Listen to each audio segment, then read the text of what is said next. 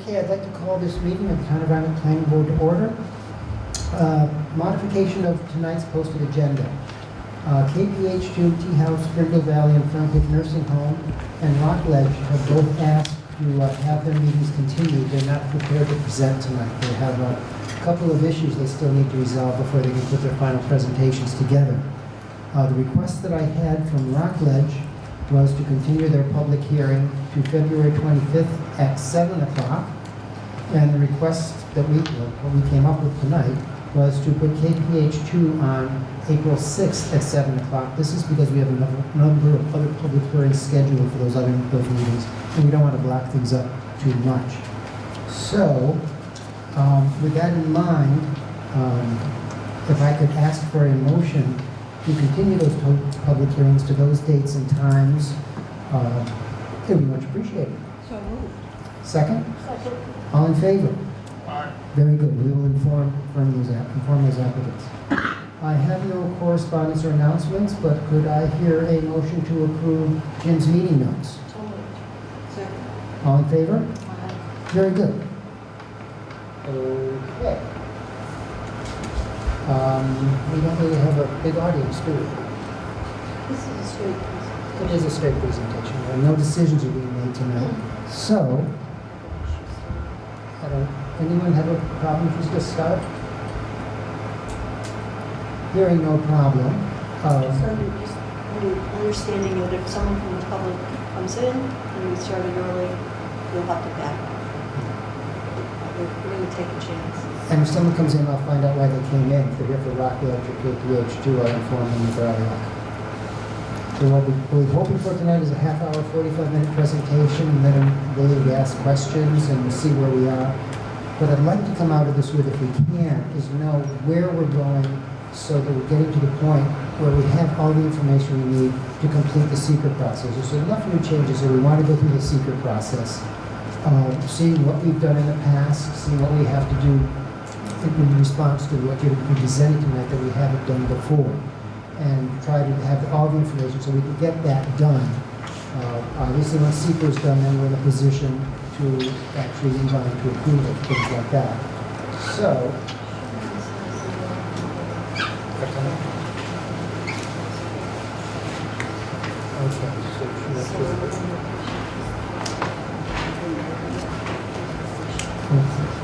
apparently we do have some people who are expecting to come. Are you here for the Grassmere presentation? Yeah, public hearing. Okay, good. They're the only ones out tonight. The other two people have decided they didn't want to join us tonight, so I didn't want you to sit through something if it wasn't something you wanted to sit through. And we do have a couple of other people who said they were coming, so I guess we'll wait and see if they get here. In the interim,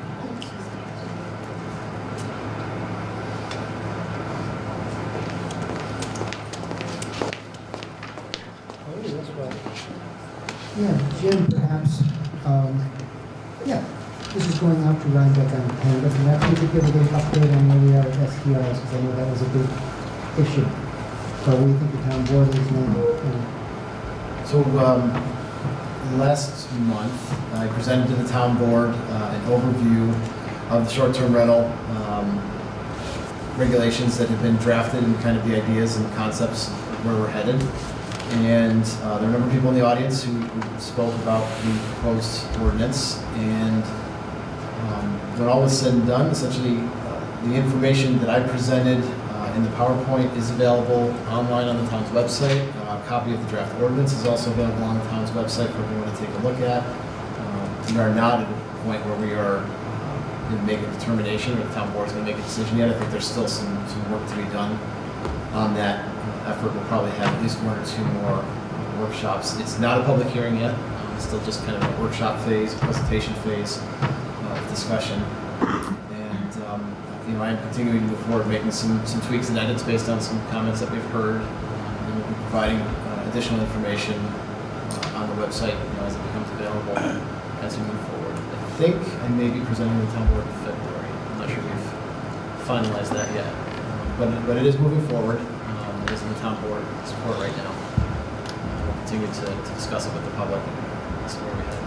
And one other topic we've been discussing, which I think will be of interest to the applicant here tonight, are event centers.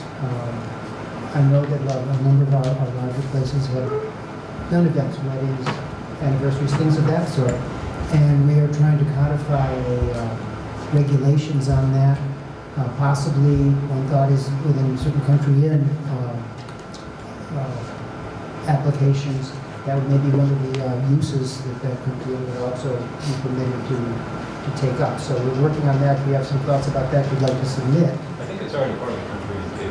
Yeah, I think it is too. But we're also hoping that people will also, if they have ideas, particularly large landowners who might wish to participate in something like this, would give some ideas of what they had in mind and what they think is necessary for this to work financially and to be effective. We know these are very important to Rhinebeck's economy. We have a lot of people coming here for big events, weddings, and things like that, and we'd like them to be able to continue to do that. We just want to make sure that everything is done in a way that's properly regulated, safe for the public, and everyone knows what to do and how to do it. So we are working on that as well for the town board. And I'm running out of steam here. Oh, yes, for the planning board. I've spoken to John Lyons, and he is going to present, we haven't a date yet, and that's something we need to decide when we think our agenda will allow it, doing a training session on the role, authority, guidelines for planning boards in the review and approval of projects. And he figured maybe a half-hour, 45-minute program on that would fill us in on what we can do, can't do, should do, shouldn't do, things of that sort. So that would be our April training session, which we would do here. Or should have spring training session. I'm thinking April may be the soonest we can do it, given the agenda that we have so far for the next couple of meetings. But it's something I think we can maybe, before we leave tonight, we can maybe decide, take a look at the what we have for agendas for the next few meetings and see if we fit it in there. We can always schedule a special meeting if we'd like to do that for training. So those are I'm sorry. And if there are other topics, certainly people should bring those up. Things people would like to hear about. Really, it should take me much longer to say that. Isn't it sufficient that whatever they might miss in the narrow window of time they can review on Panda? Well, it would, or I'm sure Jonathan would be ongoing that and reprising it. I just feel like we should sit here and As Melody when it is the legal aspect, it was posted at 6:45 when we thought we were going to have someone at 6:35. And just by the luck of the draw, if we'd done this alphabetically, we'd be in good shape. But we didn't, so. Thank God we didn't put it on. So is it your preference to wait 10 more minutes? Well, it's not my preference. No, is it your opinion we should wait 10 more From a minutes? legal standpoint, we're required to, but I may only last another 3. So, I've got 6:30. oh, could someone, this should,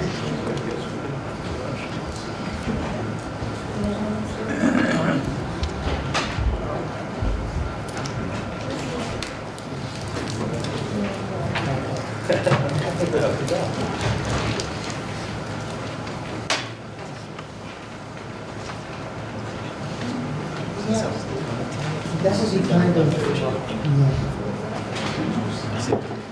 Are your microphones on? Yes, they are. To hear you back there. well, you're not supposed to hear what we just said. So, it's secret. It's been suggested to me that I know that I think Michael and Nancy, we're going to do a presentation on history of Faircliff. I'm sorry, of Grassmere. We heard about that, yes. Perhaps y'all could do that while we're waiting for the official beginning of the presentation by the applicant. You're on? Yes. Thank you.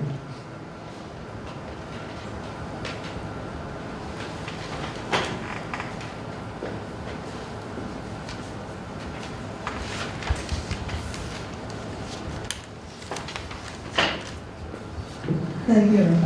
Nancy Kelly, I'm the town historian, and this site is very significant to Rhinebeck. It's a mansion that is located just at the outskirts of the village of Rhinebeck, and so therefore it has more significance than all the other mansions that we've had. But the land, the property, was acquired by patent with Henry Beekman very early on, and so I think settlement started around 1718. And this map that I have here was among the Beekman papers that are in what is called the Livingston, Edward Livingston collection down at Princeton in New Jersey. And so this shows the area, which is mainly the open fields now at Grasmere. And it is called the Bacchabush map. And Bacchabush meant beech woods. And apparently there were a lot of woods right along the Landsman's Kill. And so this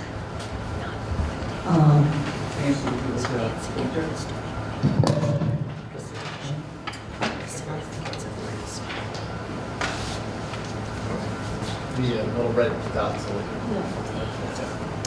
so we have 140 acres that are marked bush down here on the left. And then we have individual people's names on parcels so that we know that they had built houses, probably stone houses, and were paying rent to keep them during the colonial period. And so now we have still 2 stone houses standing on this property. We have the house on Wheeler Road that is called the Friedenberg House, and we have the Steenberg House, which is called the Steenberg Tower. And so both of those date from those early parcels. And so I'm thinking that there's probably archaeology of a colonial time period on those fields. But they've already done an archaeology survey, and Jim was kind enough to share that with me.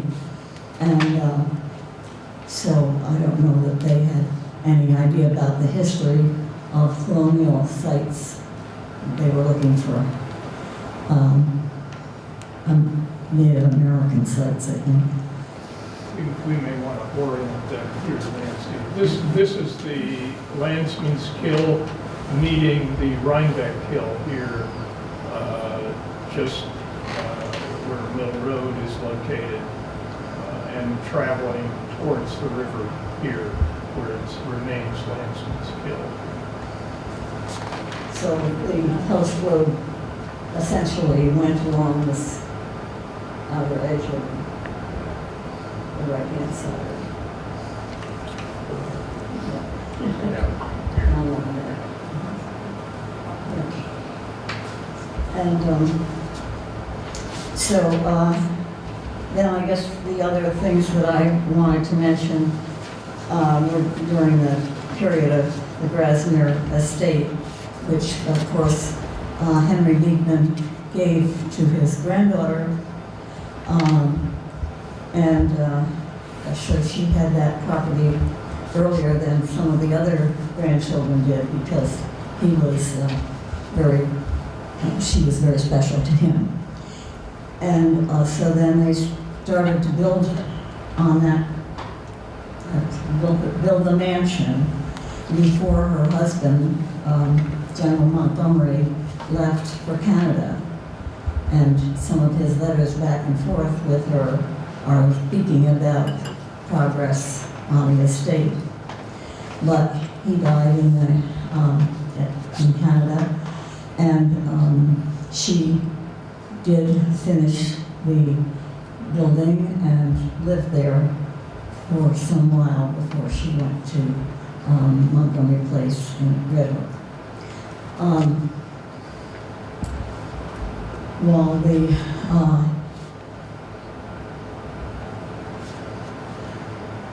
process of the development of the estate went on, there was a lot of formal gardens.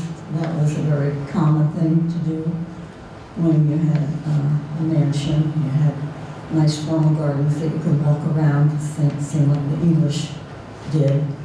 And so the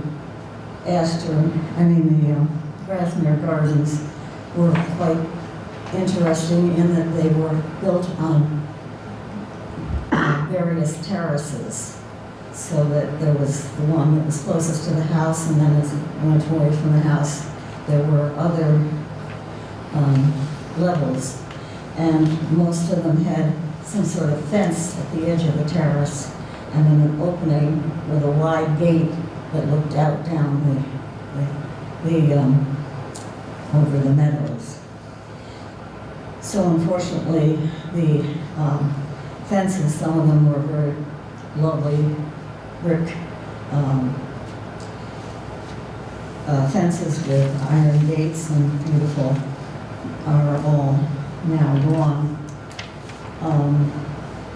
While we're speaking about the gardens, I did have an opportunity while the owner named Louise Timpson lived at Grasmere to visit there, and Uncle DeWitt Grinnell, our former town historian, went with me into the basement and pointed out an area that would have been facing out toward the gardens that he said was likely that there had been a tunnel there, and that now it was fairly well covered over. You could just see the outline of it, but the benches say they can't see any evidence of that now. Yeah, we had our architect actually go down there, historic preservation architect called me, and he didn't plan anything to indicate the tunnels. But we're not planning any buildings in the backyard anyway. Oh, right. If they do exist, we don't. If you were doing septic or something like that, then you might be running into a problem with. Yeah, we've eliminated all the buildings actually, other than the pool house that's way in the back of the rear yard. But it's very interesting that there was a gentleman who lived where Fox Hollow is now, and it was called Linden Hill, a little closer to the river. And I think they've written a book about him.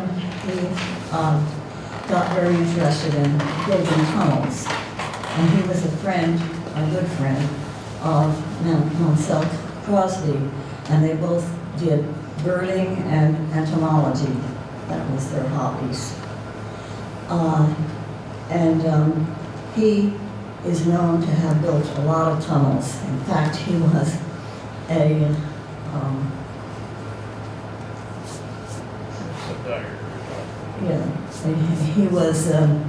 he had 2 wives in Washington, and had a tunnels.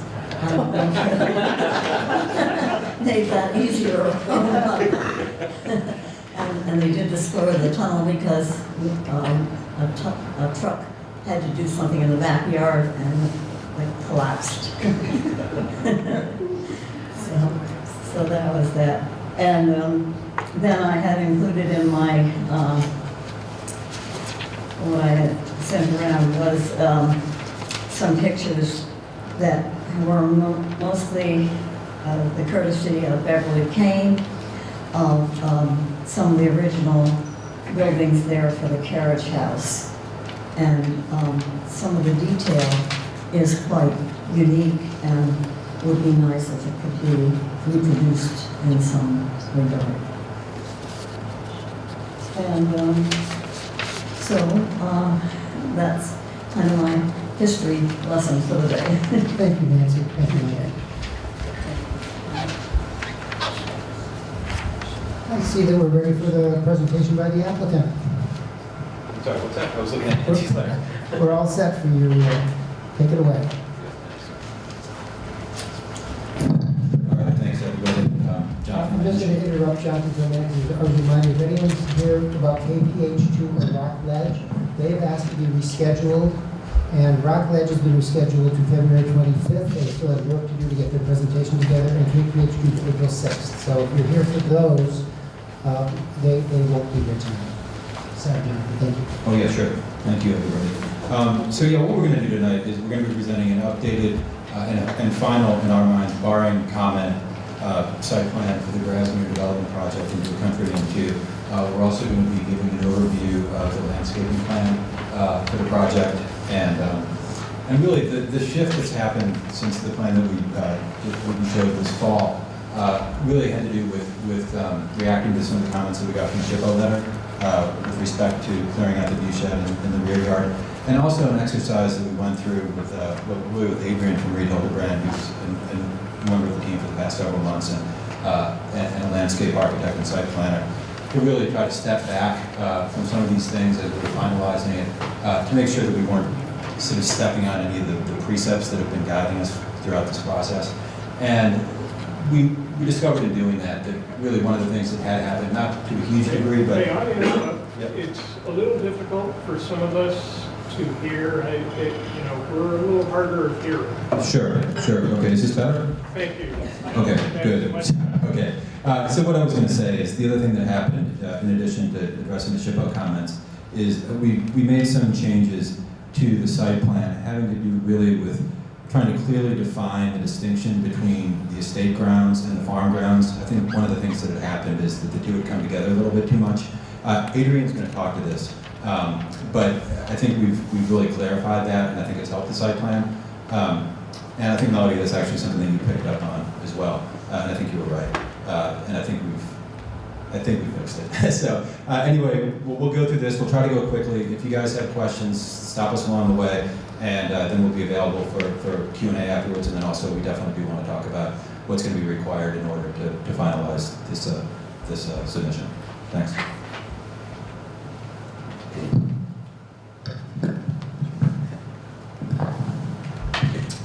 Hi, I'm Adrian Nile, I'm a landscape architect from Reed Hildebrand. Great. As Jonathan mentioned, we've been working on the plan for the last several months. And today we would like to give you an update on some of the revisions that have happened over the past. I would categorize maybe 4 large changes or updates to the plan. First is the arrival experience. The prior plan that was submitted, the guest arrival and service arrival came here on the northern estate drive. We've now relocated guest arrival coming up the southern estate drive, also the farm drive there. In doing that, the arrival kind of barn, and there was a farm pond at that location, have now been relocated down into the farm precinct. And we're using the existing farm pond at that location. That's freed up this area of the north part of the estate to go back to an estate landscape.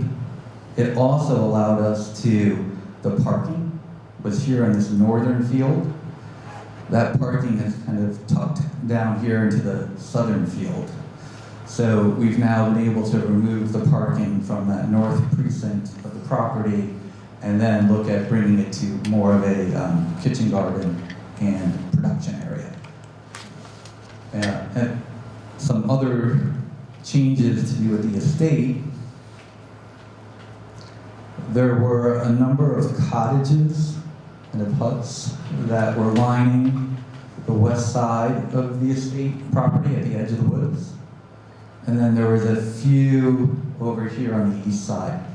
They've all been relocated away from the estate, so now the estate is floating more in a landscape. As you might recall, there was something called the orchard rooms. It was kind of a line of a low brick building that kind of ran along the estate lawn. That too has been relocated. So the result is now the manor house is floating back kind of in this estate landscape. I'm going to do my best to go as quickly as I can because there is a lot of information to cover here, and we can do a Q&A at the end. And I've categorized the landscape to talk about it in the terms of the estate, the farm, and the woodland. And conceptually, this is how we're thinking of the project. There's an update on circulation that I talked about, and then some of the architecture. This is the existing conditions plan. On the left is the aerial photograph. This is the Grasmere estate. On the right is kind of the illustrative plan. This is the graphic that we're using. They're the same. Here for orientation are the ponds. There's the manor house. Here's the existing stone barns. The great fields to the south are here, Route 9, Mill Street. We did some analytical work to help guide the plan development here. I'm going to just mention some of the more important pieces that came out of this study that guided some of the updates that you're seeing today. One is, this is a landform diagram. The lighter color gray is higher elevation. The darker color gray is lower elevation. There's almost 40 feet of grade change between the manor house and the farm complex, and over 50 feet from the manor house to the lower fields. And it's such a big estate, you don't notice that amount of topography change, but there's a significant amount of topography, and that has really helped us in a way of tucking program into the land, which we'll talk more about. On the right, this is a slope analysis. The darker green are the steeper slopes. In some ways, if you go out and you visit the site, this might make more sense. There's a big flat area up top. That's where the manor house is kind of overlooking the fields. There are smaller little terraces that show up, the landform terraces that date back to the estate here as well. And you can see all of this interesting topography, and that's all from the glacier coming through on that, and created a north-south grain, and it's actually ledge outcroppings that have popped up there. This yellow area here are the most productive soils on the site. The lower fields, actually, that soil is pretty poor draining. The best draining and the most productive soils are up to the north. And 100 years ago, this is where the orchards were, the kitchen gardens for the estate. They realized where the best soils were. They put they took try to take as much advantage that they could. Here in the center is a kind of canopy vegetation diagram. The dark green represents the woods. The lighter green is fields and open meadow. Looking back at old aerial photographs, looking back at old plans from the early 1900s, this woodland pattern is very similar today. It's rare that you see a kind of the boundaries of the fields, the hedgerows. All of that's been there for 100 years. You haven't seen a lot of the volunteer vegetation come up. The land has been, and we think that's significant. Actually, we think the pattern of the fields and of the woodlands is significant and worth preservation. Particularly important as a resource are the views. Unlike a lot of the other estates that popped up and grew up around the Hudson Valley, they had these great views of the Hudson River and the Catskills beyond. Grasmere, the great view is a meadow. It's that long view out into the meadow. This upper photograph is from the manor house, looking out. That's almost a mile long, those fields and meadows. This lower image, this is from the barn. The barn's at a much lower elevation, but it has just as spectacular views. And protecting those view sheds were also one of the big drivers for us in the plan. And then there's some internal views that we think are also quite important. The approach to the manor house as you're coming from the north, that's this top view. And then the lower view here is the approach to the barns as well, and there's a court there. And preserving those kind of views as you move towards each of those. It was great to have the feedback on the history of it. We've been doing a lot of, you probably could have given a 3-hour presentation into just the people who have lived here. It is the history of Rhinebeck in many ways. And the estate, as was mentioned, dates back to 1775. General Montgomery and the Beekmans were involved. And the Livingstons, many generations were here. And then the Crosbys as well. And it has kind of evolved over time. But in many ways, all the different generations that have been part of this property have followed certain development patterns. And the idea of the manor house kind of overlooking the farm, it has always been about the manor house, the farm, and the woodlands. And we really took a closer look at those ideas. This is the 1915 plan. This is from the Crosbys. At that point, they put in this formal garden. There were different gardens there depending on the time that you look at it. Over here on the right, it's kind of a diagram that we did that from the 1950 plan. In red are more of the farm program piece to it. It's the fields, it's the farm roads. The blue represents the estate. Here's the northern estate drive actually kind of came in from 2 different locations off of Mill Street, went down here to the estate, the gardens, the pond was located here. I think that was probably put in the after 1850 as part of a picturesque movement, and it really was for the estate, not for farm operations. Don't need to go through this too quick, but this is more, we really did look back at the history and try to find, is there a story of Grassmere that we could be telling and how we think about the development of it? And oops, right, this timeline, really looking back at the landform was formed by glaciers. It's easy to walk around Grassmere and see the evidence of the glaciers. There's archaeological digs that have happened and studies as part of this program. I'm not sure how many acres, but 120 acres as part of the archaeological study. This little image here is of flakes of stone that was found during that dig, and it's remnants from stone tools that were being made on the property at that time.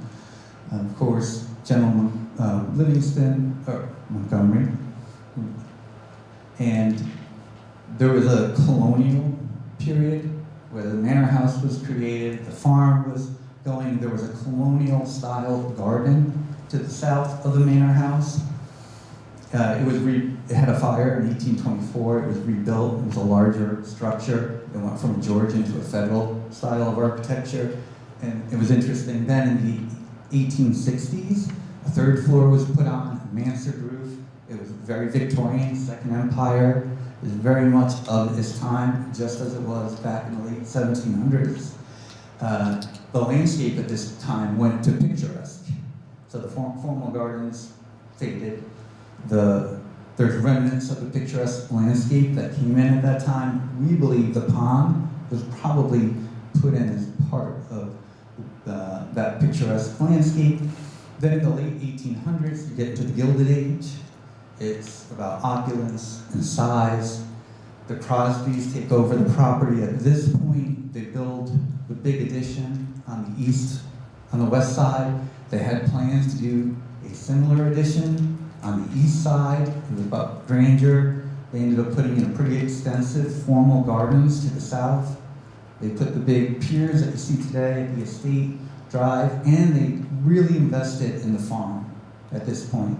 The wooden structures that had always been the farm outbuildings then became the great stone barn and the carriage house that you see today. They built tenant houses out there. It was a major investment that they made. It was kind of a great time for the farm. In the 1930s, late 30s, is when the land started to get partitioned and sold off. Right as the Great Depression was coming. The farm was struggling. Land started to get partitioned off. By 1972, the manor house only had 25 acres left, and this was out of almost 800, not that long ago. And 25 years ago, the barn, the stone barn, had a fire in it. The top floor and the roof pretty much burnt down. Portions of the southern wall were tipping over. At that point, Steve Mensch got involved with the farm, purchased it, really saved that structure. And over the last 25 years, they've been aggregating that land back. And so today, we have over 500 acres, the original acres of the farm, that are back as one parcel. So that alone is pretty great and significant. This is just quick. A lot of the features from the farm, from the estate, are still there today. Some organizing concepts just about the estate and the importance that the estate was always the primary focus of it, that it had primacy. It looked over the farm. That's important. The commanding southern views, that view shed, is just so important. Even though styles and treatment of the landscape have changed over the last 200 years, they've all followed certain patterns, and being true to that, we thought is very important. And there's a number of legacy trees out there. Janet Livingston planted the locust along the drive from seed. That was 225 years ago. General Montgomery planted a willow on the side of the house. That's gone, but there's some smaller willows that we suspect, and Munsell Crosby actually suspected that they came from the generals. Circulation for the farm, it's important that we maintain the agrarian character of anything that we do out there. We also want to keep those southern view sheds open and work with a language that is complementary of the farm. And you'll see that we're looking at the idea of barns and courts, very traditional for a farm development. Stormwater, not thinking about stormwater as just a mitigation measure, but celebrating it, actually working it into the design, bringing people over, and having circulation go along the stormwater treatment, preservation of the woodlands I talked about earlier, and then circulation. For the circulation, we are reusing the estate drives, the farm roads, and the carriage roads as much as possible. Is using what's out there, but doing it in a way that preserves the character of the carriage road. And that's the scale, that's a question of scale. All these roads were made for carriages and often one-way traffic in order to preserve not just the location of the drive, but that character of the estate drive, of the farm roads and the carriage paths. Here on the left, this is an existing photo.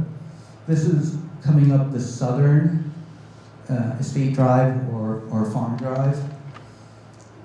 And here on the right, this is on the left, is the original as the estate drive today. And in order to achieve that character that we're looking for the drives, that very much feels like it does in these photographs, we are looking at creating a one-way circulation, and that allows us to keep the road much narrower. So it would be a one-way circulation in to the arrival port, and then a one-way circulation out of the property. To the north, only shuttles would come through the north drive, so easy to manage. It allows us to keep that drive very similar to the way it is today. And then our servicing all happens here off of Route 9, a little bit further to the north. that also creates kind of a really pedestrian-friendly environment here by keeping all the vehicles at the perimeter of the site. For the estate, I'm going to walk you through some of the aspects of the landscape plan, starting with the drive that I just talked about. We are proposing replanting the estate alleg, preserving the trees that we can that are there, and then coming back with a mix of the locust and sugar maple, which exists today. And we're also looking at actually harvesting some of the locust seeds and growing new trees from at least the seeds that were from trees from Janet Montgomery when she was here. The lighting of that, because this is only for shuttle, it allows us to do less lighting, and we're proposing downlighting the trees, kind of a moonlighting effect, enough that pedestrians, it's really for pedestrians, can get around, but avoiding having to put light posts along the drive. The area to the north here, which used to be the parking, that goes back to fields, and we're conceiving it as a kitchen garden as well. When the Crosbys were here, the field to the west of this, they actually had a very extensive kitchen garden at that area. And so it would be things like corn in here, or potatoes. This zone would be kind of a kitchen garden, might have more like a raised plant beds, a little bit more ornamental, not just a field.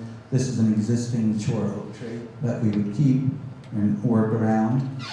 And then there are tennis courts here, a tennis pavilion. This is a glass greenhouse that would be at the edge of the fields, small maintenance court that the greenhouse would shield.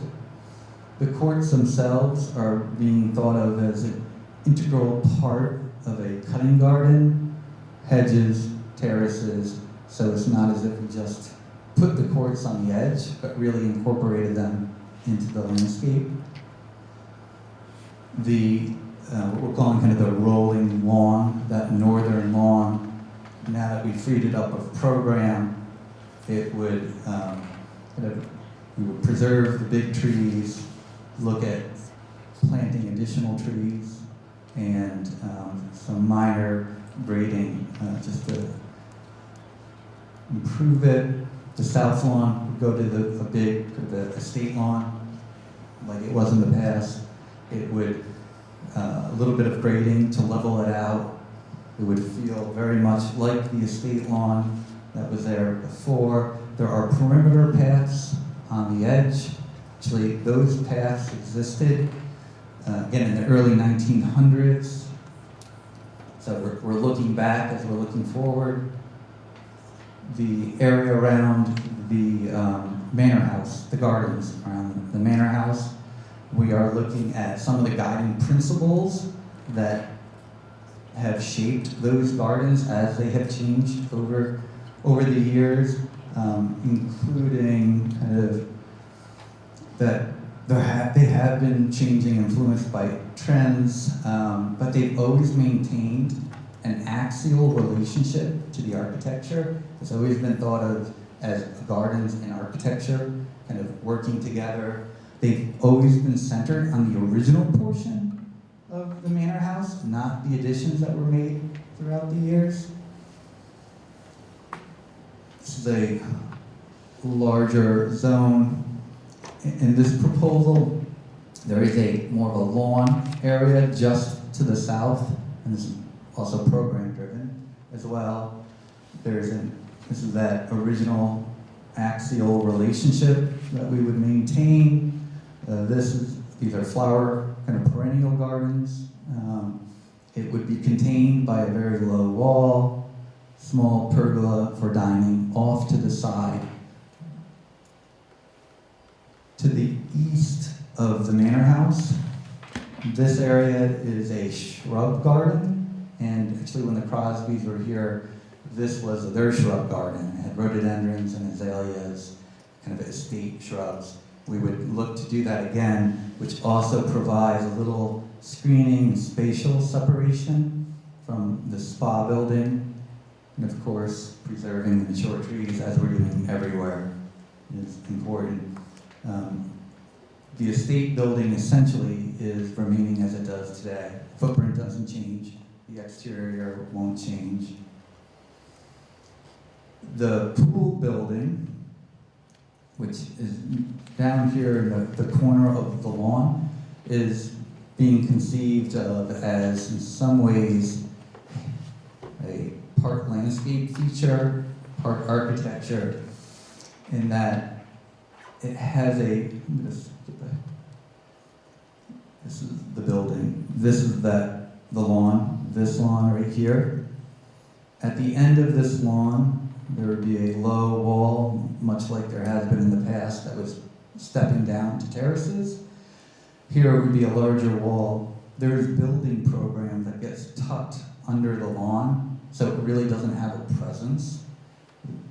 The portion of the building that would come up and touch the lawn is here, well off to the side. And then the pool program all happens below at a lower elevation of the wall. When you're at the manor house, you really will have no understanding of the pool or any of the activities that are happening at that location. This is an elevation, so there's the manor house. This is kind of the larger area of the pool. There's a landscape wall that would have the gym program behind it. This is a plan that shows that this green area is all under a lawn. So a good portion of the building is actually tucked into the landscape, so it doesn't have a big presence on the property. This is the existing view looking from the manor house. This is the proposed view for it. You really can't see the pool house in this view. I have another one that we try to do our best to show it, but it's kind of off to the side here. There's the pond, the lake that's being proposed in the lower field. This view is taken from on the porch of the manor house, so you're slightly more elevated, a little further back.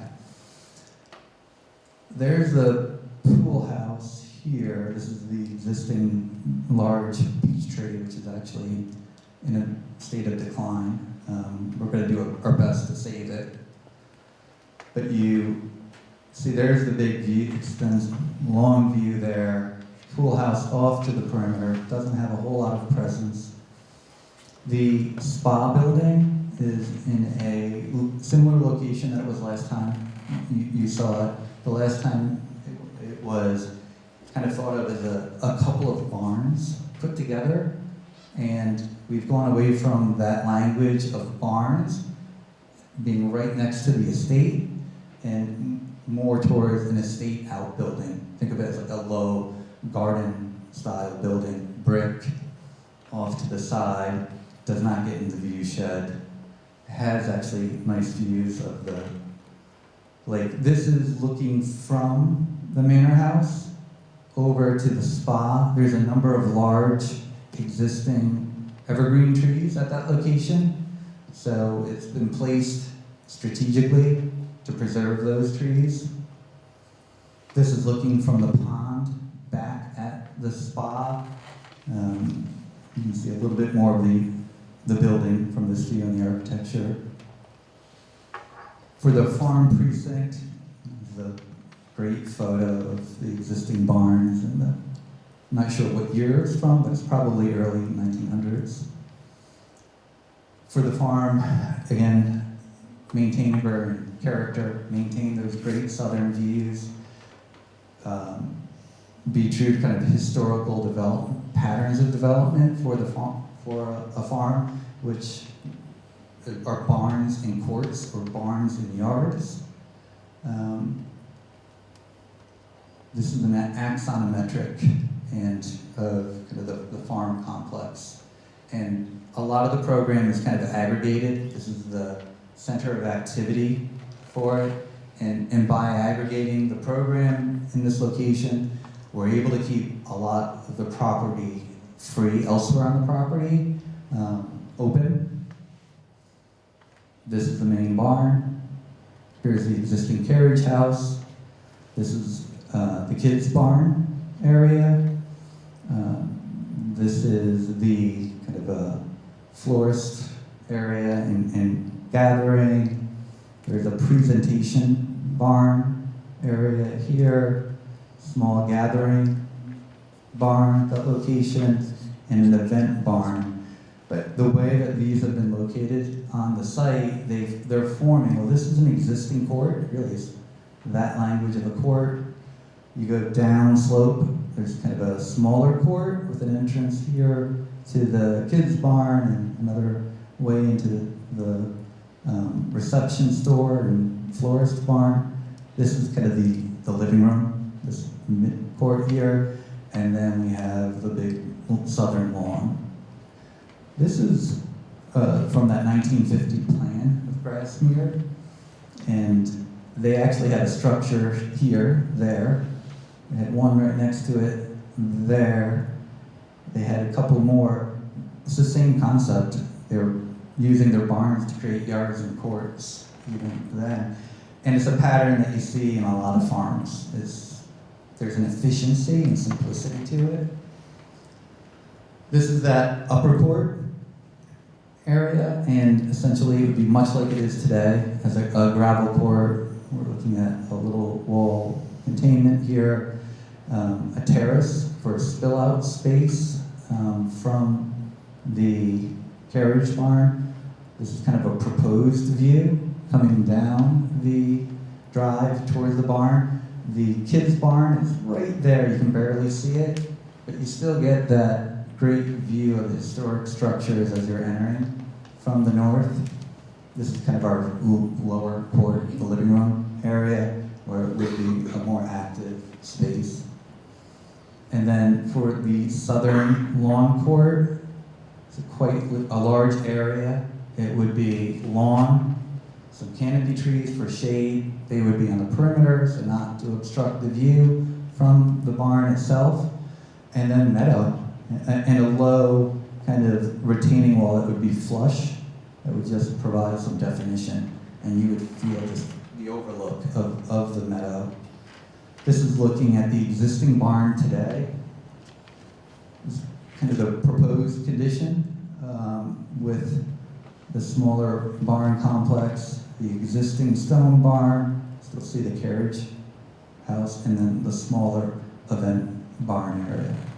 This is, as you approach it today, this is a proposal bringing some of the meadow up into this area as well. And then for the arrival zone, stables would come down to this area. You would arrive into a court.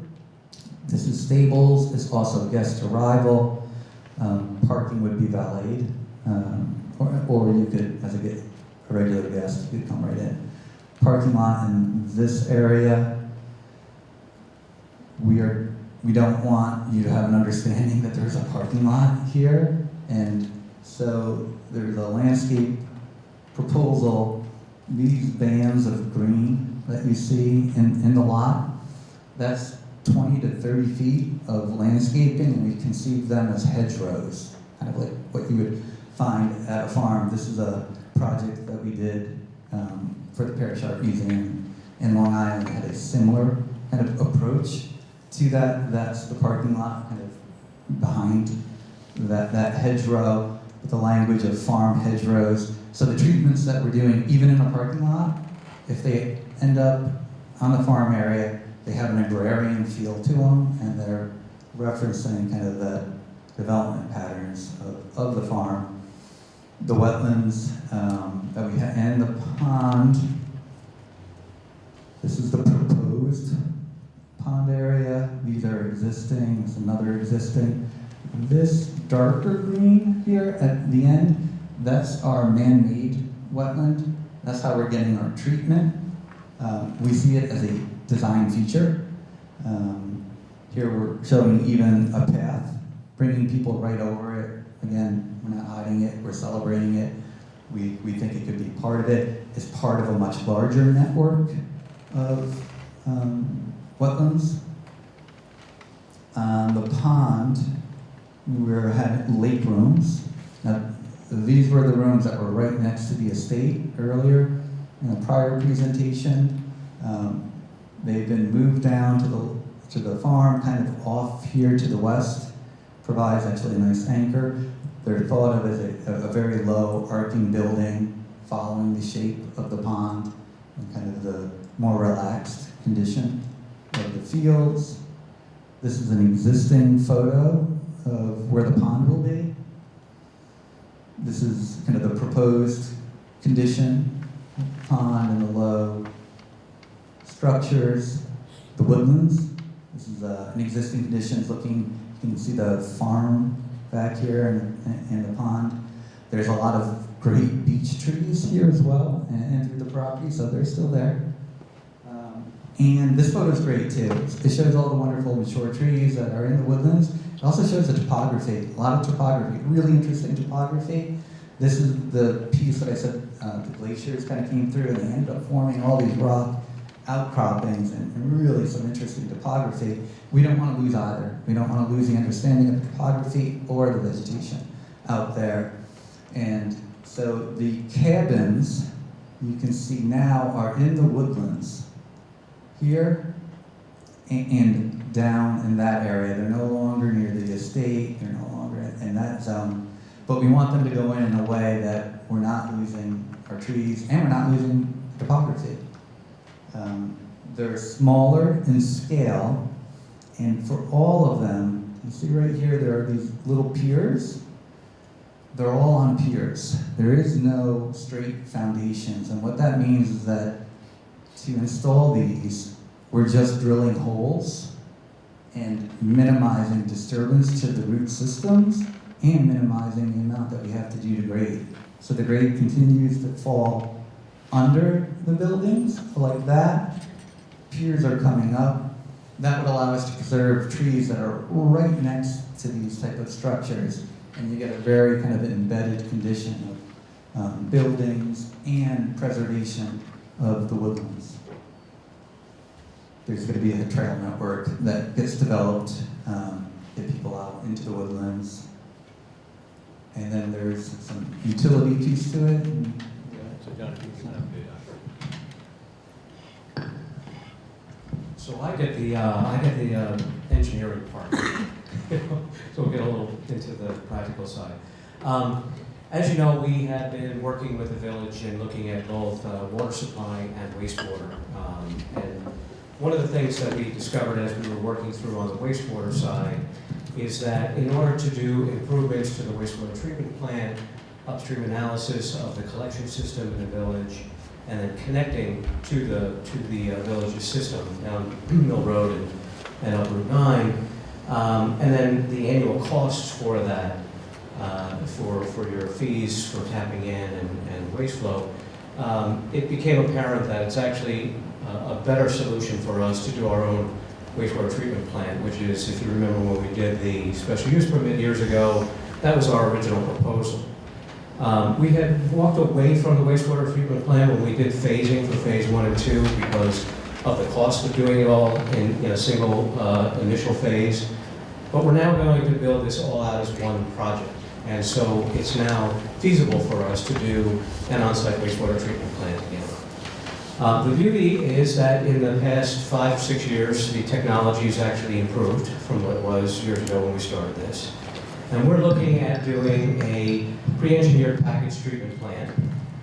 The plant itself will have primary and secondary treatment. And then following the New York State DEC guidelines, we're also going to be doing a constructed wetland. And the constructed wetland adds tertiary treatment to it and would be a buffer from the outfall of the plant to the receiving water body.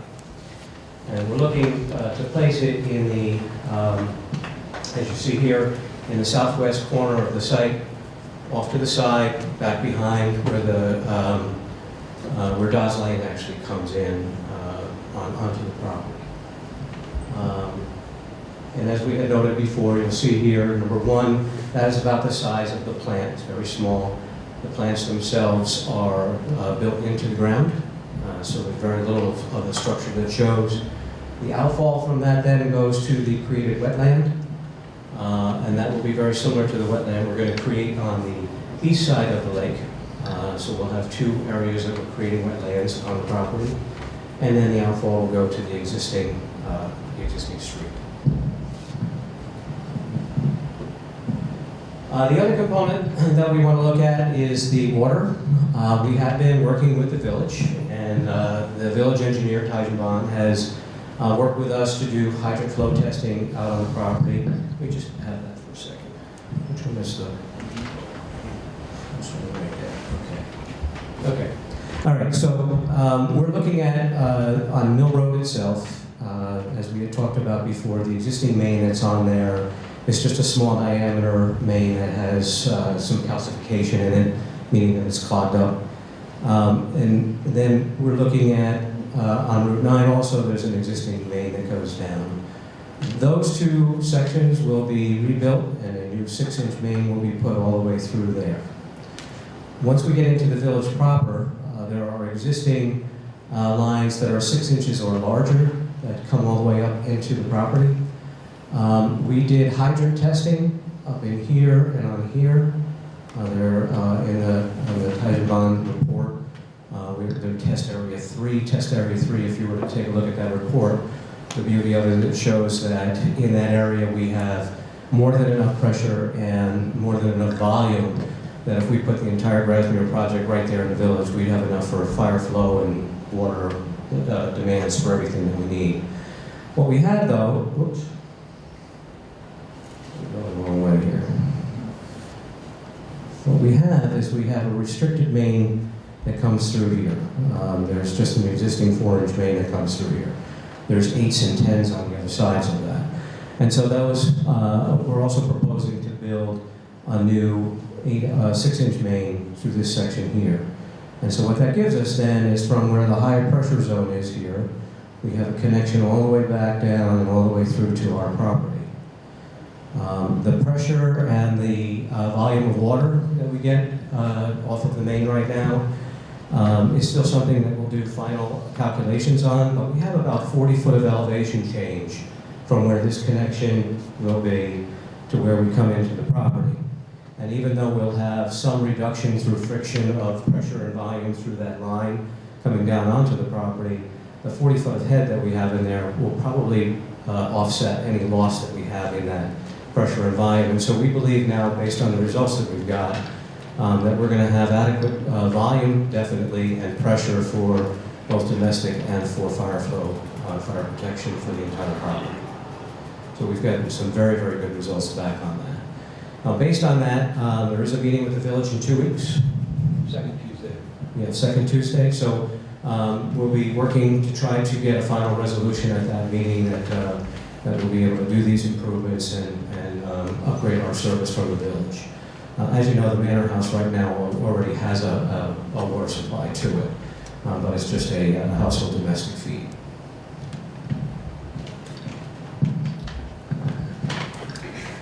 And that's really it.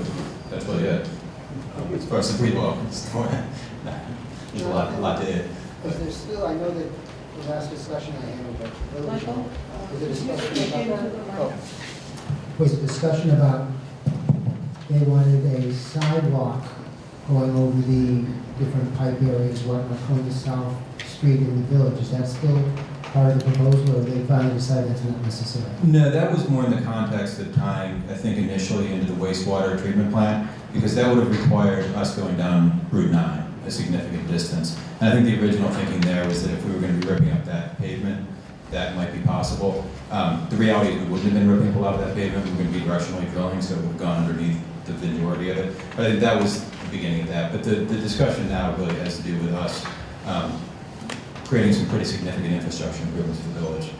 They're going, we've got probably sees it on down Livingston Street. They're replacing a lot of these water lines anyway. It's part of a whole improvement project, and we're going to take on the cost of improving some chunks of the other side of the village.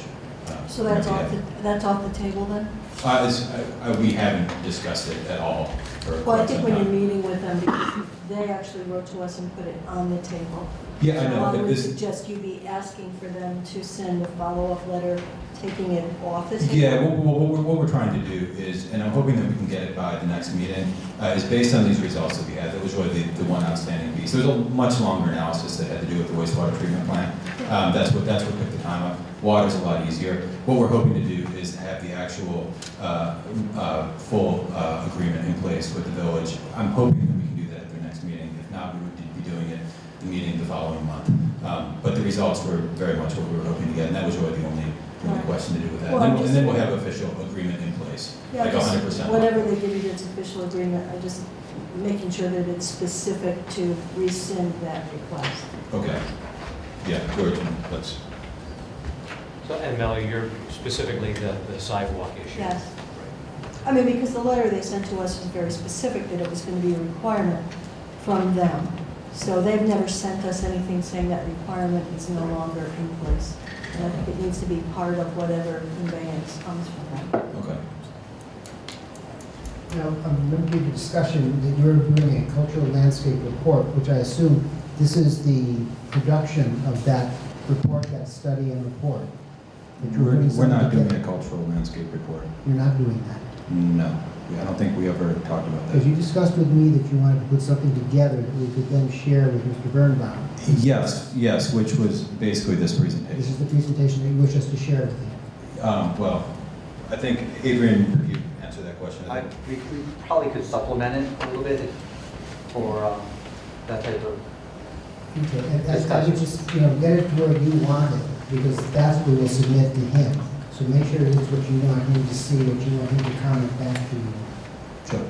It probably needs, unless it's going with our taped presentation, it probably needs some narrative attached to it. Yeah, what we would hope to do, if it's okay, would be to submit the information to him and then to have a telephone call to walk him through what it is and to answer any questions. I think that'll be a lot clearer, but I think we can get him information that's going to allow him to pretty clearly digest what the situation is, and then it'll be really a dynamic of addressing any concerns, answering any questions. If some things aren't clear, we would look to clarify that. But I think that's really probably the best way to do it. Because some of this, it's a big property, there's a lot of components to it. We tried to make this, especially with a lot of these renderings, as clear as we could. That seemed to be the best way to do it, to actually show the buildings within the landscape. Mm-hmm. And I hope that was effective. And I believe that would be effective with him as well, but some of it, I'm sure he'd want to have some answers to. And from what you said to us, that this is going to be a single, it's not going to be a phased project this time. This is all going to be undertaken at one time. Different steps, I assume, but you're not looking for phasing like you did. No, we're looking to get approval for all of it. Michael, could I go back Yes. on the submission that would go to Charles Birnbaum? If we do amend this slide presentation, how do you want that handled? Do it come back to you again, and then you would forward Yes. it to Yes. Charles? Yes. And then if we want to have a phone call, would you want to be part of the phone call? Not necessarily. We would Yeah, ask, no. you want to be part of it? I do. Okay, Melody would like to be part of it, yes. Oh, no, I think you need to be represented on the phone call to hear the discussion that takes place. I That's a also good think point. that, in the absence of video of this is an important component of the application as it stands. So it needs to be in hard copy somewhere in our file, or in, digital form in our files. And I do think that there needs to be some narrative that is attached to it that stands as a permanent record of this presentation. I don't know that it has to turn into a thesis, but I do think you walk us through very carefully what your design intent was here and how you created zones within the landscape. And if you're not leading us through that discussion, it doesn't necessarily just speak for itself. So Charles may understand it, but other people looking at it, the public looking at it after the fact, without you leading them through, may not grasp the detail that's been developed. Okay. Other board questions at the moment? The entrance is going to be down there where Route 9, where the 4 lanes ends or starts. That's where the entrance is now going to be. Yeah, where we might need to move it a little bit, but it's going to be very close to where the old estate entrance was. That carriage road exits the property a little bit up on where it's 2 lanes from 4, but right around that same place. And then the exit will be up where the Steenberg Tavern is that? There's an existing road that goes by the Steenberg Tavern. We're not proposing to use that. This would be to the south of that. So it would be a to-be-created exit. Okay. There's nothing there right now where we're looking at. Oh, It okay. won't be up near the tavern at all. Okay. And we know that mainly to protect that too, to stay away from that. Have you spoken to DPW about the additional curb cut, as it were? Well, New York State DOT is Yes. where we need to go. Yes. And if you remember, we had the initial discussions back, you want me to use the mic? We had the initial discussions back when we did the original plan with DOT, and that's where we talked to them about the fact that we are where the transition happens from the 4-lane to the 2-lane. We had worked with them on some geometry in that area that would allow us to come in and out of there. But then we pulled that when we decided to just do the phase 1 and work with just the northern entrance.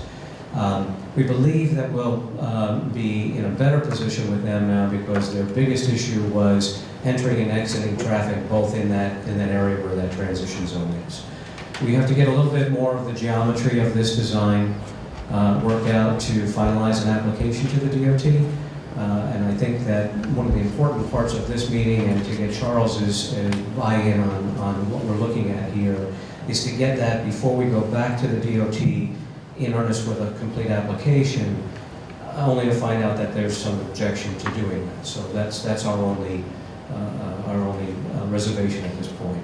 So right after this, probably within the next few weeks, we will be re-engaging in that process with DOT to talk about the fact that we want to do the one-way circulation and see what kind of response we get from them, but we believe we'll be okay. Any questions? Please. You're gonna have to bear with me a bit because I have a whole bunch of questions. I'm not going to use that, I can speak without it. The Echo Cabins. Yeah. And all the other, is this site going to be one owner, or is it going to be Echo Cabins owned by this person or that? One owner. One owner? One owner. Okay, that's the first question. And that includes the lakefront? Yeah, that's all. Everything that's shown on the site plan Everything is one. Yeah, is one. site, Yeah, that's all. yeah, Okay. Wastewater, yeah. who's going to manage it? So any wastewater treatment plant has a requirement that you have an inspection requirement for it with the Department of Health. Yeah, you don't have Woody's commanding voice. Well, I have it when I speak through this, I guess.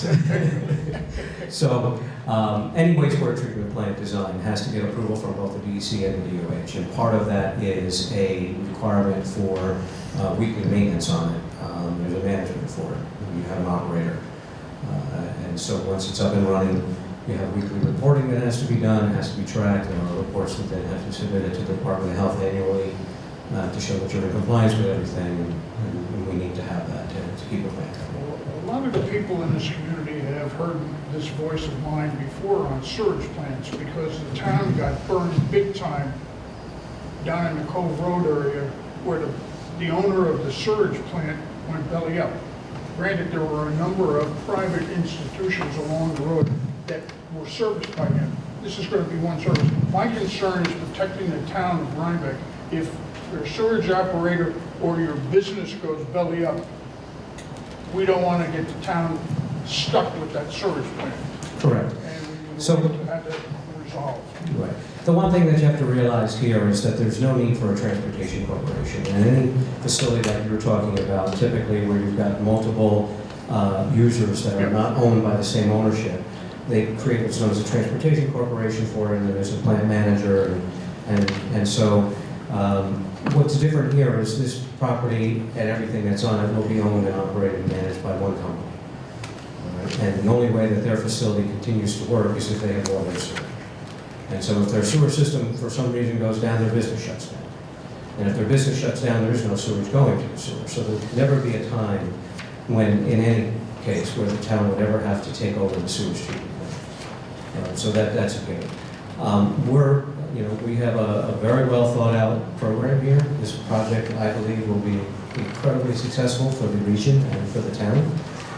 And the plant will be a state-of-the-art plant that will have annual requirements for reporting and weekly management.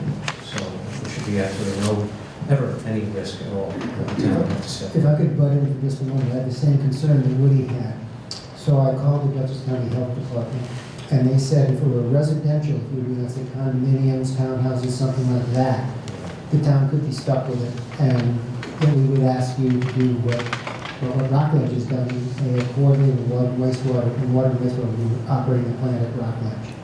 Since this is a hospitality commercial operation, I was told, that's what Dave Pearson said, if for any reason you had failures of water or failures of the septic system at any time, they would close you down until it was repaired and until they could certify that it was functioning properly again. But that the town would have no responsibility. I had the same concern that Woody had. And so one of my many calls to Mr. Pearson, I asked him about this.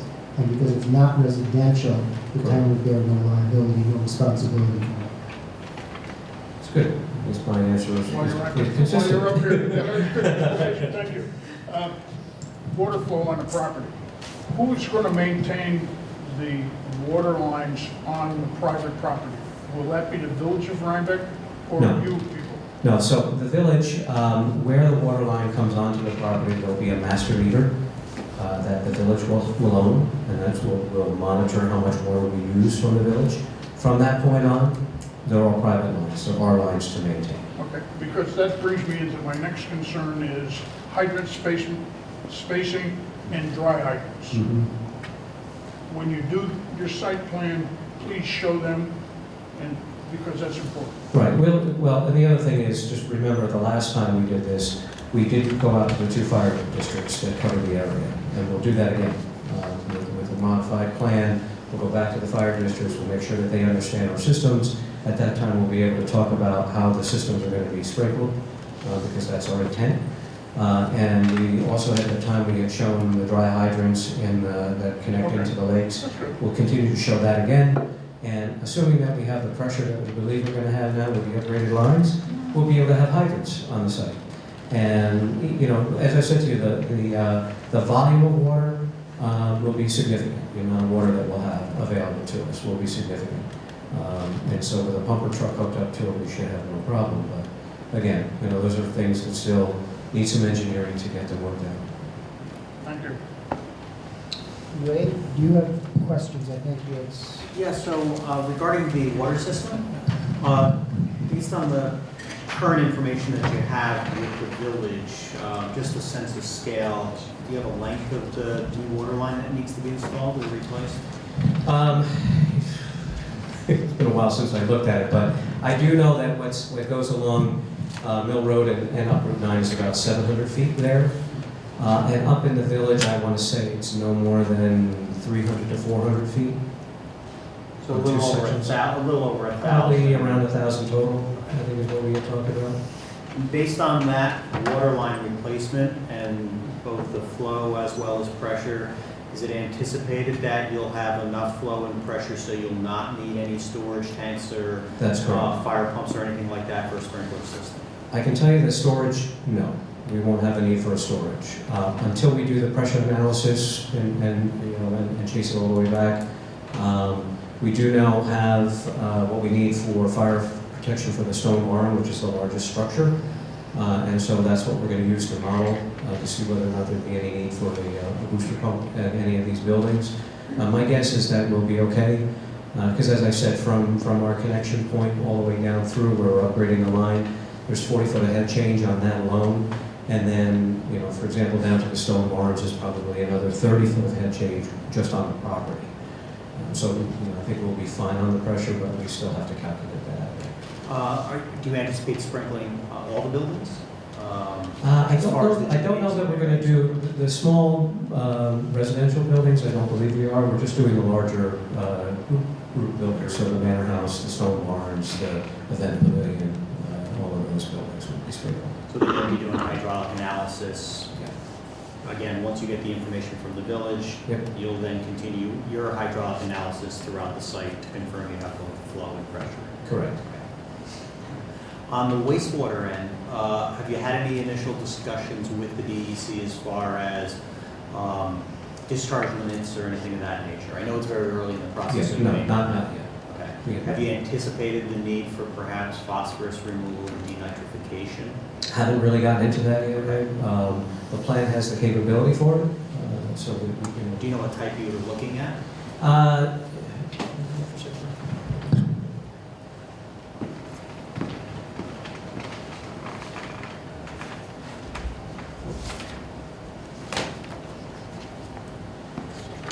I'll take these back at the end, but just this is the, this is.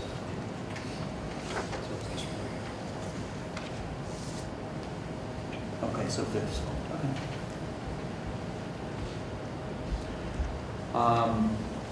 located within a building? Have you had any thought process of locating the wastewater facility within a building, or is it going to be outside of a building?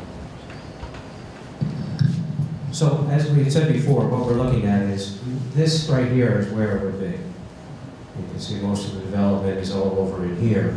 The beds themselves, that main unit itself, will be open air on it, and that's at ground level. And then all of the support to it would be in a small structure that's adjacent to it.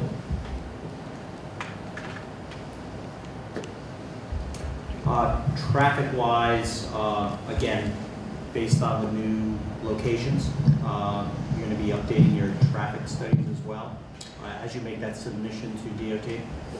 Our first step to go to DOT is to bring the existing traffic studies that we have done in the past, talk to them about the projected volumes on it, talk to them about the users that we have now, and then have that discussion with them. If they ask us to do an update, we'll do an update, but otherwise... Yeah. How many years, I'm just trying to think of how many years it's been already. Well, if you remember when we did the phase 1, phase 2 breakdown, we did a supplemental at that time. Right. But to be honest with you, John, I don't remember what that was. How many? It could be 5 years ago. Right. So we might have to do some trip analysis again, update on our trip data. Just to based on the verify and make existing- sure that it's still in. The existing conditions are valid. Yeah. And we're ready to do it, and we just have to make sure that we do what is being requested by DOT when we start to look at those increases with them. I have a couple of questions. So you have a very nice history and continuum of the history over time. Are you looking at your recommendations for the landscape treatments? Are you looking at a particular period of significance?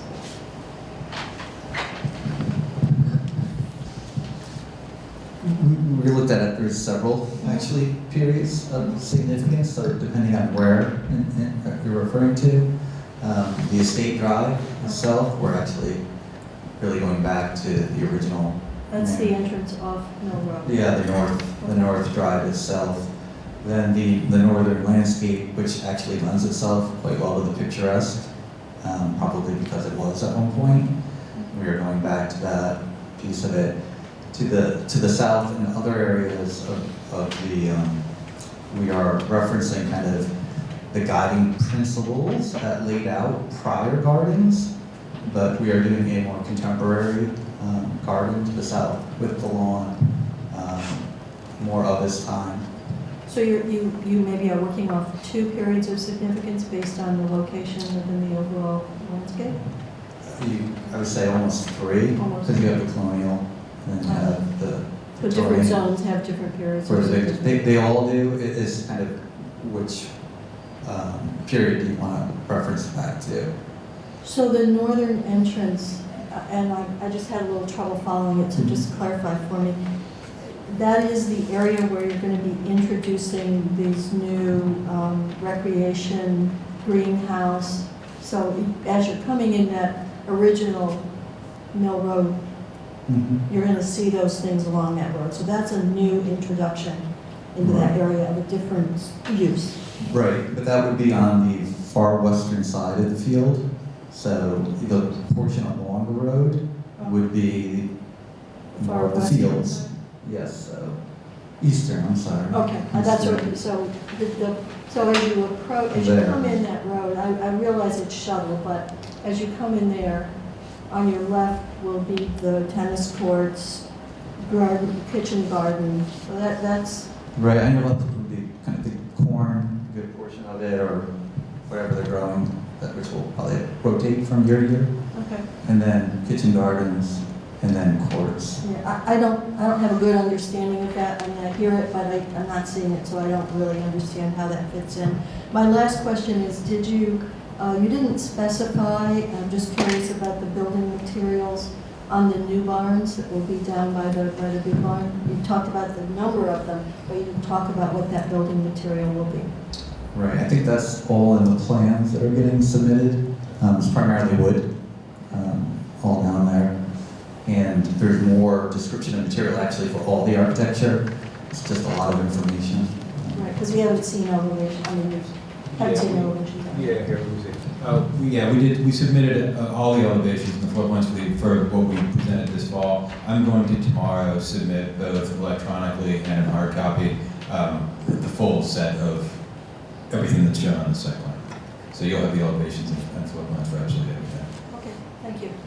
I think, I just like to add, I think what Melody said earlier about a narrative to go with the landscape, particularly since that you're describing basically different portions of the property using basically harking back to different periods. Colonial period, it seems more like a maybe Victorian period and a more contemporary period. I think it is important, from Mr. Birnbaum and also for other people, the public can always say, look at this to see, okay, why are they doing this? What is this going back to? So I think that would be very, very helpful for people to understand exactly why you're doing what you're doing in the different places and why it isn't, totally harking back to one period.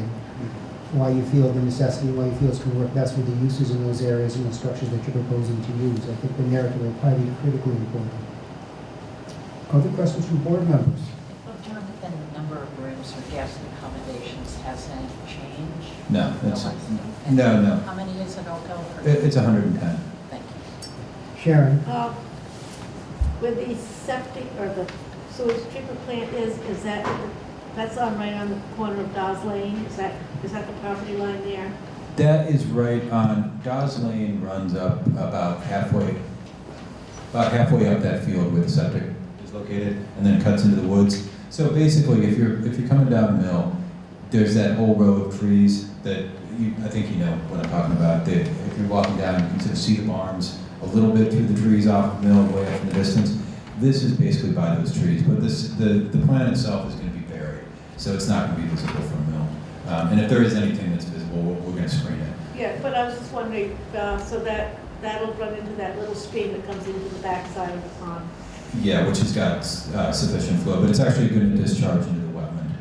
So there's another level of treatment that's going to happen through that wetland from the plant before it goes into the I stream. just was trying to get a picture there. Sure. Jonathan, I haven't heard the word restaurant in this presentation. Where is that? Oh, the main restaurant, yes, there's a few. The main restaurant is located in the main stone barn. That's going to be the primary restaurant. There's also going to be a restaurant, a smaller restaurant in the pool house. There's going to be some food and beverage service up in the manor house, and along with cocktails and all that kind of thing. Is the restaurants, plural, going to be open to the general public, or is it strictly for guests? We're trying to figure that out. There's definitely going to be an allowance for access for people who live in the area. We don't know exactly what the right program is going to be for that. We are looking at some membership programs for use of facilities by people who live in the area, and we're trying to work through all that. What makes the most sense? I mean, we have now 110 cottages too, so we got to make sure that there's availability. We're trying to balance all that stuff out. 110 cottages or 100? I'm sorry, 110 lodging Okay. units. Yeah. Let's be clear. Yeah. Good catch. Quick question about internal circulation. You're coming in one way for, people coming in to visit, they're going to park, then they're going to get shuttled to their particular room. Yeah. Has there been, maybe it's a little bit of a consideration of emergency access, fire access related to the internal circulation being one way? Emergency access is going this way into wherever it is, they have to go on the site, given it's 500 acres. Sure. I assume you're not going to put something in that would prevent them from coming in the back way on one, but have you considered that, or is that something that you're going to look into further? It's something that we will look into further. It's something that we also have talked to them about. We've met several times with both of the two fire departments, and there's some shifts now. I mean, that southern area is something that we're going to have to talk to them about. But that, it's a two-way entrance up that northern one, so they can get in there. They can also get into the existing state drive, and they were satisfied with all of it last time, including this southern entrance. But we're going to go through a couple of these other pieces with them again. And it gets into turning radiuses with the big trucks and all that kind of stuff. So we'll revisit that. A lot of this they've already been through. So a lot of it's going to be the same, but there's going to be a couple areas that are new. Is it all 3 fire departments, or you said 2? 2, yeah, I think it's the Village and Hillside. Rhine Cliff wouldn't be involved at all? The 2 I think that would service it would be the Village and Hillside. Okay. And those are the overlap. They actually overlap on this property, and that's who we were asked to deal with the last time. Yeah. So when you talk to the fire department, I assume you would just mention this to them and make sure the circulation patterns work for them and any kind of accommodations for them to get in. Yeah. As it relates to access off the 9 or Mill Road. Yeah. Like you say, get bigger trucks in. Yeah, and that's It's a couple of restaurants, but I want to make sure, as you will, they've got the right access. yeah, we want them to be able to get there as well. Okay. I have one last question. The gate, or the entrance on Mill Road, is that going to stay the way it is now? Yeah, Thank you. yeah, that's the plan. You might want to think about widening those 2 pillars out just a tad. Yeah. It's a little cozy. Well, it was a different era when those were. And there's actually some wonderful historic remnants down where we're proposing the southern entrance. They are visible from the road if you go at 10 miles an hour in a 45 mile an hour zone, but they're really beautiful. They're different than those stone pillars that exist, at the northern Route 9 entrance and the Mill Road entrance, but they're beautiful, and we're going to be bringing those back, as much as possible because they're a great feature. Okay, what I'd like to do, this is a public hearing, so if people have questions, if you could come up to the microphone and get the microphone so everyone can hear your question. You can just hand it around, maybe. Point out that the Steenberg Tavern, it's not very clear in the drawings. This one,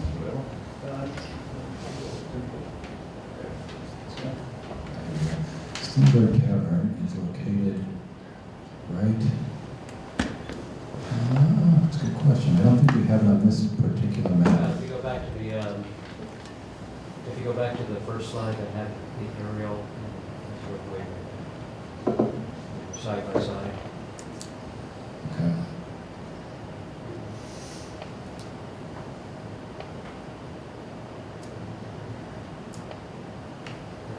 Right there. This is the same one I just had. No, go back. So you can see over here on this. There we go. Yeah. So you can see here where the road comes in, comes back around. Yeah, it's right there. That's it. So right where it says Route 9, so that would be, you see that's the drive right there, and that's the tavern. I think it should be outlined more definitely because it's not part of your property, right? Yeah. Well, I think it is on that This one. drive, this drive is part of the property, the driveway to the tavern is right there, and that's just a little box. It's right there. But even the township parcel should be outlined. Yes. We had previously also asked you, and I don't remember the answer, whether you had an easement or an agreement with the property owners there. Is there something about their access over your road? I can't remember. Was there a formal agreement in place? No, we just allowed them to park on our land. It's really their only way in, isn't it? Am I correct? Well, they have a little parking area north of their house, but yes. And I've talked to Rachel Coates about it. And I said, if you want to draw something up, we'll be happy to not something I that think you. it'd be a good idea. For their You know, you're protection. doing, there's Yeah, so for their much. protection, not so I much mean, for it's, us. this is the time to do it, so that there's no misunderstanding, I think. Yeah, and we're not intending on using that No, I know you're not, but it is sort of a little piece in here that isn't completely Clear. understood. Yeah, we can talk about it again. Other questions? Yes. A perennial question about the drive. Yep. So the north entrance now, Jonathan, if you could. Can I borrow that? I think I I'm restricted here. Okay, I'm wondering about the North Drive, because I live right at the end of the North Drive. Initially you were going to be making it turn more sharply onto the road. Is that still the case, or not? Well, we're hoping not to. I mean, our hope is that since we are using our own shuttle drivers, we can, if we do need to make an adjustment, it can be a more minor adjustment. What we looked at doing earlier, really putting it more on a 90-degree angle, had to do with basically guest traffic coming in, or coming in actually, that drive, coming from both directions. Since it's just us, we're hoping we can have some more flexibility with that. It would be our preference to keep it as close to the way that it is as possible. and is it going to be one way, or is it going to be? It's good. It's going to be one way, and it's also going to be just restricted to shuttle access. It's one way going in? One way going in. Yeah. The other question I have is, and maybe I just didn't hear it, what about the other drive off of Route 9? Are you going to be developing that? Or? We are going to be developing it. That's going to be used for all of the service and staff coming in, or at least all the service and some of the staff, if not all of the staff.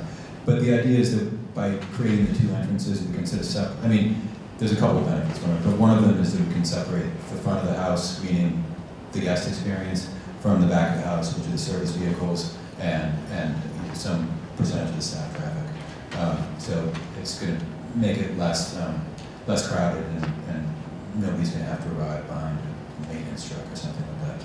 And at the Mill Road entrance, is there going to be a gate? What's going to keep people from driving down that drive? We can take a look at putting in something if, we don't intend to have, we don't want people just driving down there. Right, but So- they will. so- If the road is open. If the road is open, so it might be that we need to install some kind of gate that would open with the driver's iPhone or something. But we are going to be very careful about who comes in that way. The other question has to do with the water. Where is your main access? Where does the water come in to your property? On Mill Road? Yeah, it'll come right down. Right, where the entrance of the drive is now. Right, that's where it'll go back into the property, and go through that garage. Right in Is this. that going to affect my water? It'll improve your water. No, I'm not really that worried about it. I'm just curious. So it's Yeah, right there. it's going to be a larger line. Okay. Yeah. Great. So what'll happen is the new line will be constructed, and then the old line will be taken out of service. And we'll just swap over. All And right. all the one connections. Thank you. Thank you. Other questions this evening? Anything from the board? Yes.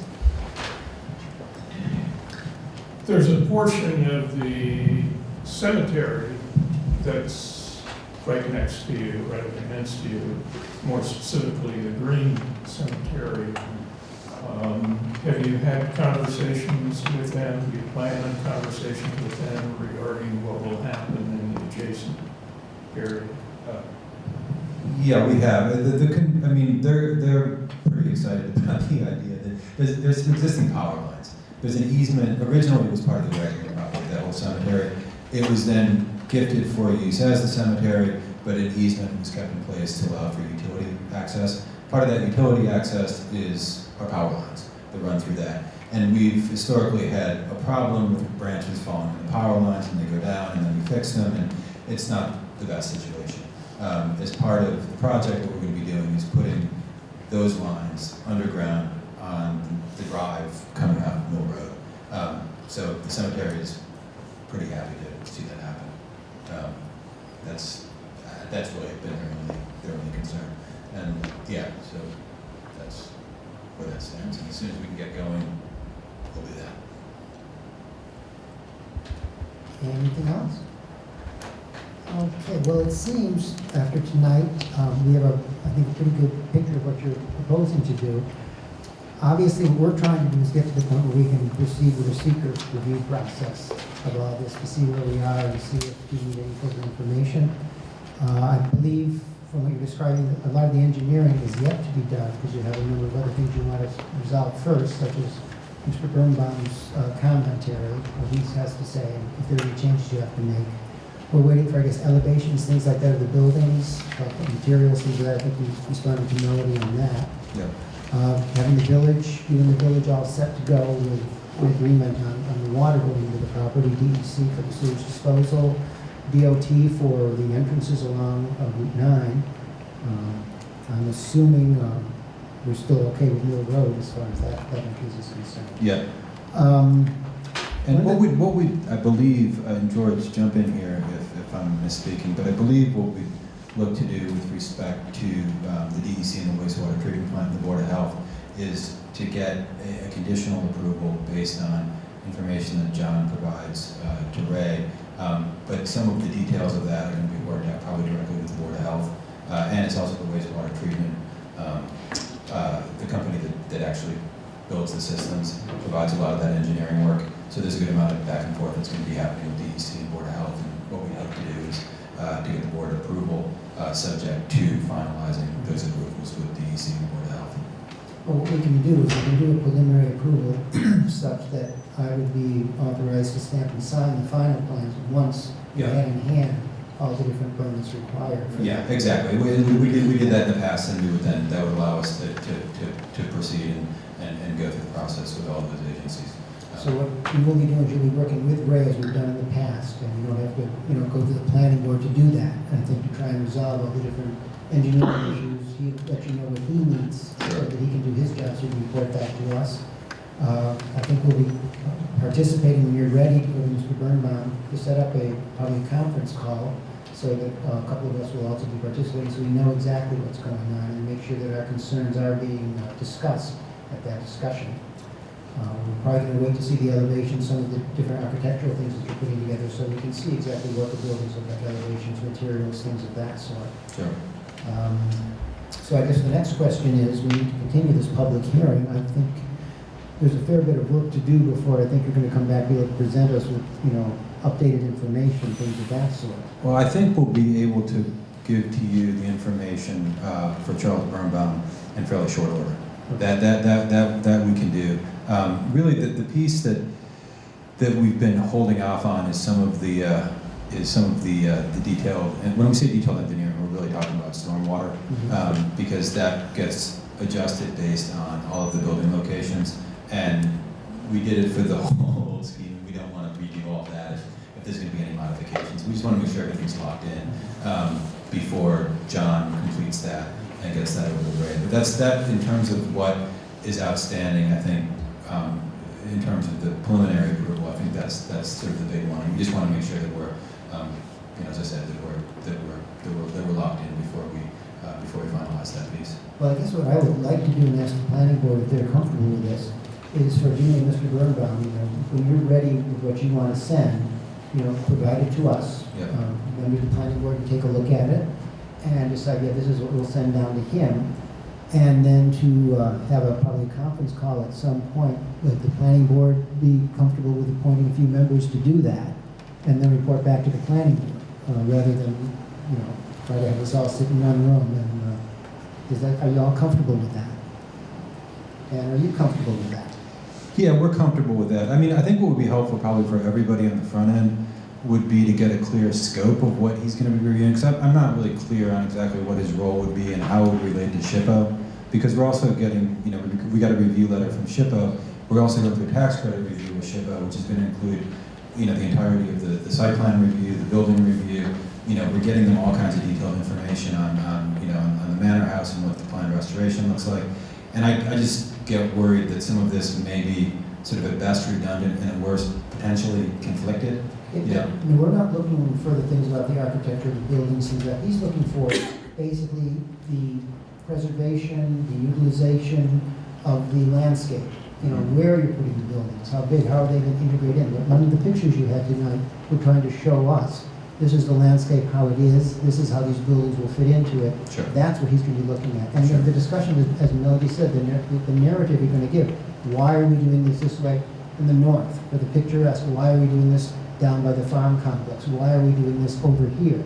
Sure. That's what we're going to be sharing with Mr. Birnbaum. That's what he's going to be looking for, to see why you're doing what you're doing, how you've interpreted the landscape, and you know how he feels that you have responded to that interpretation in terms of how you're locating different structures, different functions on the property. Sure, sure. Yeah, I think it would be useful to get a sense of what the scope of that's going to look like, because the rates that he's charging are pretty, $375 an hour. It's They've pretty been high. They've been renegotiated.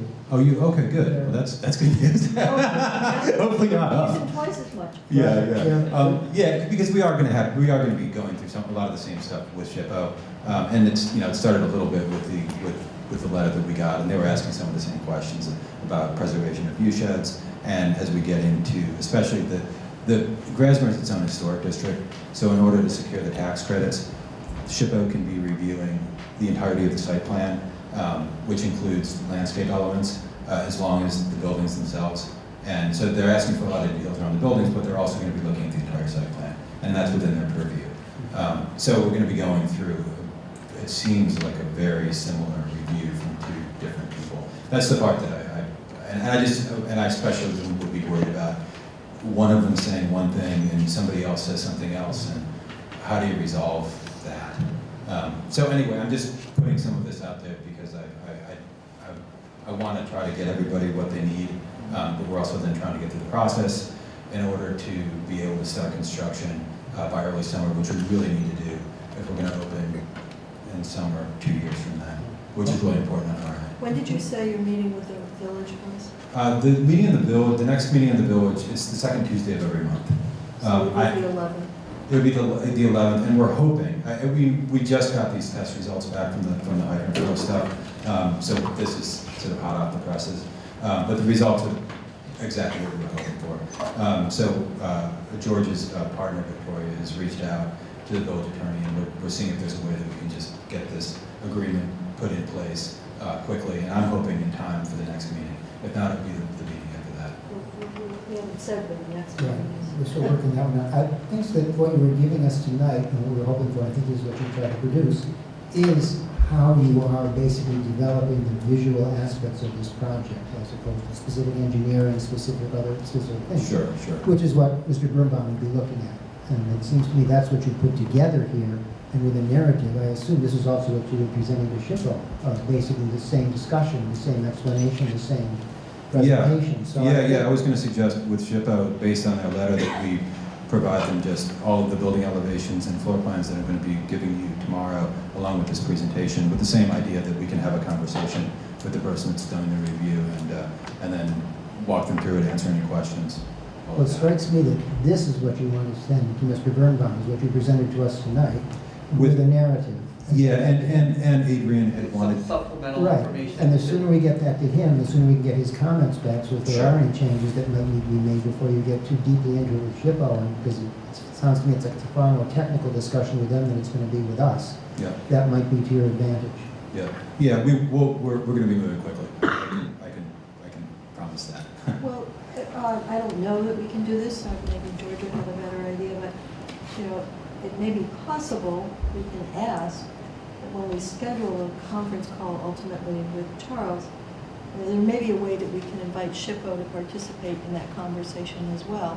If we're not violating any rules of the road, they could be hearing the conversation at the same time. It might help expedite. I mean, we should look into it as a possibility.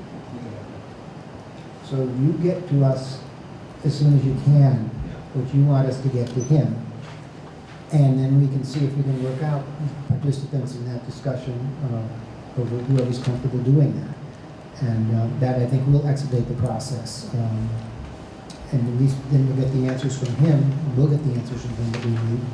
If there are any significant changes that have to be made, so before you get into great detail, I think as you were saying, you want to know it before you get into engineering, stormwater, things like that, because it could have some impact on exactly some of the stormwater design and some of the different techniques you're going to use to control stormwater. Yeah.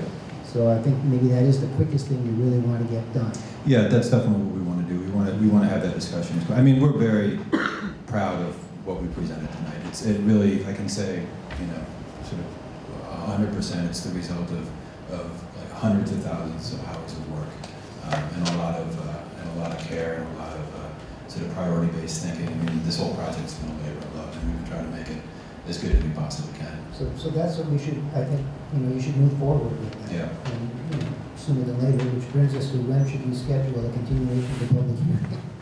Right, I just wanted to clarify. Yes. If we send you this report, modified somewhat, what we want you to do is then forward it to Mr. Birnbaum. Yes. For review.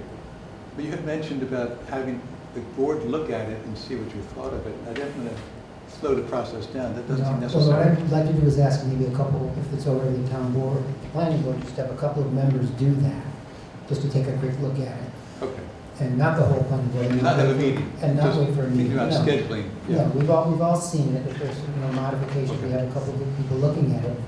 I think we can trust them to say this is okay to send forward, there's nothing in here that's, any significantly different than what we saw at this meeting here tonight.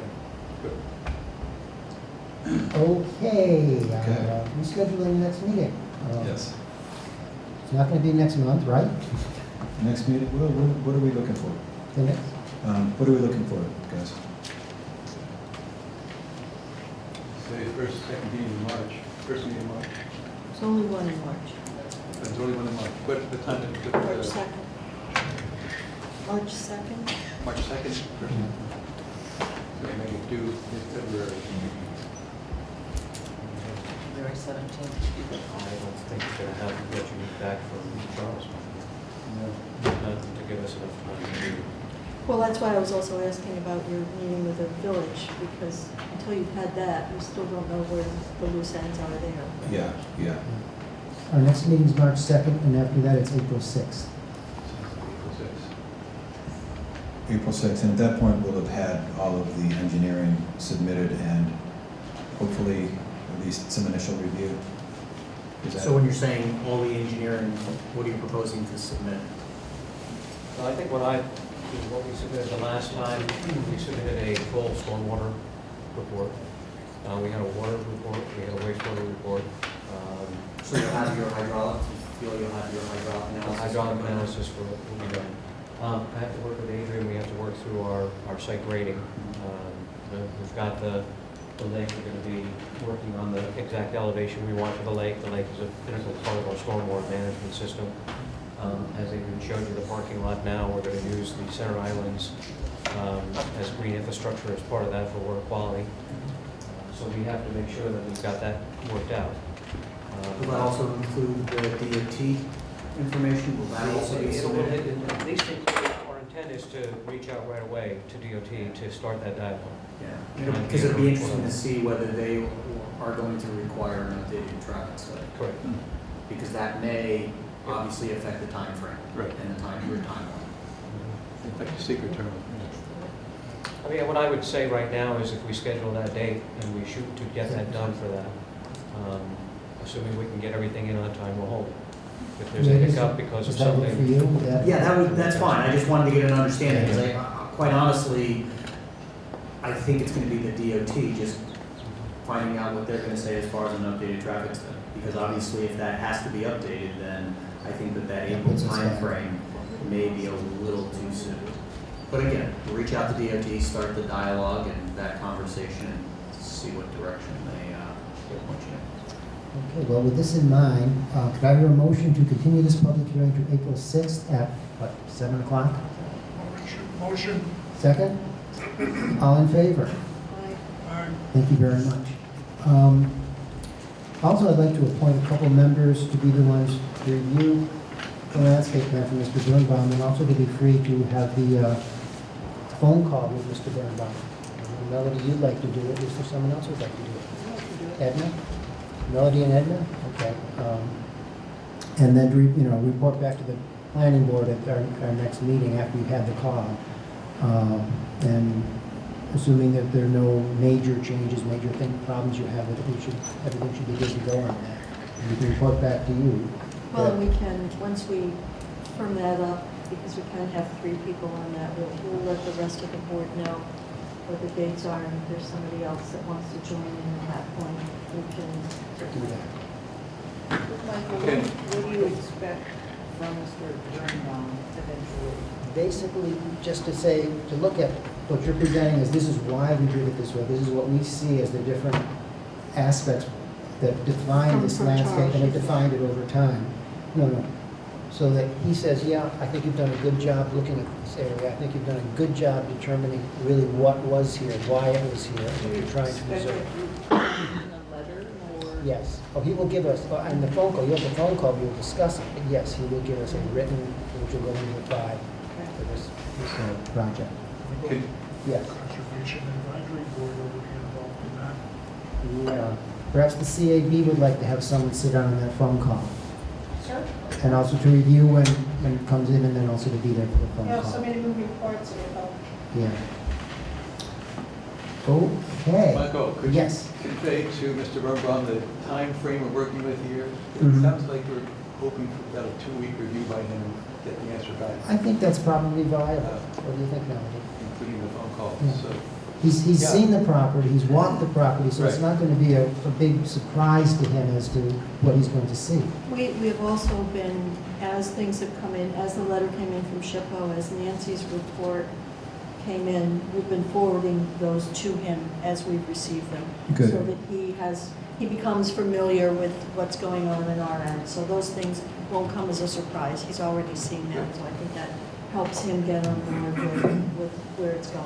Good, yeah, I really do think that the kind of imagery that we showed tonight to you will be helpful, because I know, and I've been talking to him very briefly, but I do know that part of the struggle that he had was, you see a site plan in 2D, even with topo, and you walk around, and it's, you know, it's a lot to try to take in.